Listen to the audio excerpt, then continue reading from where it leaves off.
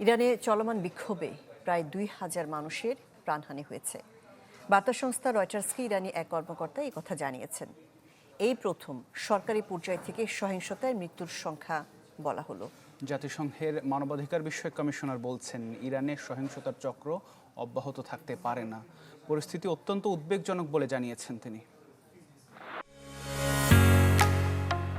ঢালাইয়ের সেরা premier cement. অগ্নিপরীক্ষায় ইরানের শাসক গোষ্ঠী। হার্ডলাইনে গিয়েও বিক্ষোভকারীদের দমাতে পারছে না নিরাপত্তা বাহিনী। উল্টো ঘটছে হিতে বিপরীত। একদিকে নিহতের সংখ্যা যেমন বাড়ছে, পাল্টা রাজপথে নামছে বিক্ষুব্ধ জনতার ঢল।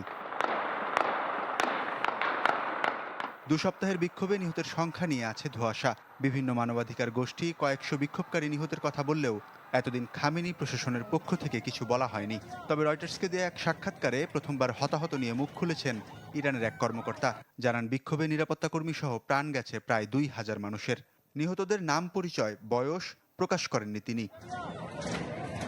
বিক্ষোভে আহতদের চিকিৎসা দিতে হিমশিম খাচ্ছে তেহরান সহ বড় সব শহরের হাসপাতালগুলো। রোগীর চাপ আর আশপাশের দৃশ্য দেখে মনে হবে যুদ্ধবিধ্বস্ত কোনো দেশের চিত্র।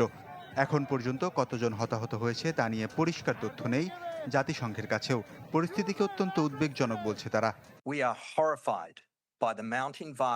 আমাদের কয়েকটি নির্ভরযোগ্য মাধ্যম আছে, তাদের দেওয়া তথ্য অনুযায়ী নিহতের সংখ্যা কয়েকশো। তবে সুনির্দিষ্ট কোনো সংখ্যা এখনো বলতে পারছি না, এখনই তা সম্ভব নয়। জার্মান চ্যান্সেলর নজিরবিহীন এই বিক্ষোভ প্রসঙ্গে বলেছেন, খামেনি সরকার পতনের দ্বার প্রান্তে। ইরানের নেতাদের প্রতি আহ্বান জানাবো জনগণের প্রতি সহিংস আচরণ না করতে। এখন পর্যন্ত নিরাপত্তা বাহিনীর ভূমিকার তীব্র নিন্দা জানাই আমরা। এই সহিংসতা শক্তির লক্ষণ নয়, বরং দুর্বলতার লক্ষণ।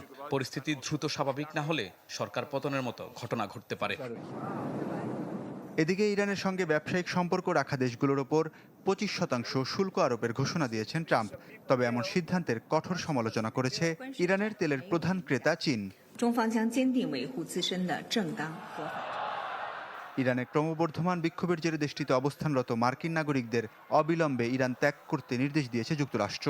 পরামর্শ দেওয়া হয়েছে আফগানিস্তান, ইরাক ও পাকিস্তান সীমান্ত এড়িয়ে চলার। গেল ডিসেম্বরের শেষ সপ্তাহে জিনিসপত্রের দাম বাড়া সহ ইরানি রিয়ালের মান কমে যাওয়ায় শুরু হয় বিক্ষোভ, যা আজ রূপ নিয়েছে সরকার বিরোধী আন্দোলনে। ওয়ালিউল্লাহ ফারুক, চ্যানেল 24।